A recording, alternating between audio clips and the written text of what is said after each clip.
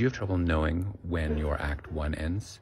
I think for a lot of writers, knowing when their acts end is a difficult thing for them to figure out. You may know Joseph Campbell. He's like the guy in terms of mythology. He believed in an idea that there was a monomyth, that all myths followed a similar general pattern around the world that reflected the experience of humans being born, growing, aging, dying. There's a really good book by him that is the basis for a lot of writing theory called Hero with a Thousand Faces. We'll talk a little bit today just about how you know when you've ended Act 1 and you've gone into Act 2.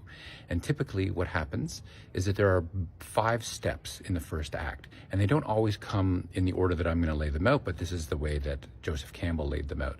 The first step in Act 1 is the ordinary world. You're introduced to the ordinary world that the character lives in. That could be a world of just day-to-day life. It could be a world of great adventure, of high crime, of piracy, of flying through space. It doesn't matter. What it matters is that that is their normal day-to-day life, and that's what's going to be disrupted. Step 2, the call to adventure. That's the moment where some people would call it the inciting incident as well. That's where something happens which poses a challenge for the hero that says, you need to fix this. The hero typically refuses that call initially. They don't want to change. The world is comfortable for them. Even if they don't like the world, it's comfortable. Step 4 is known as the mentor. That's somebody comes into their world and guides them. If you remember the film The Matrix, for instance, just popped into my head, the character of Morpheus is the mentor, and he shows up and he offers Neo the blue pill or the red pill. That's the mentor character. And then the final stage that's called crossing the threshold. They choose or they are forced to go on the adventure by the antagonist. They come home and their house is burned down. Their child is kidnapped. Whatever it happens to be, now they have to face the problem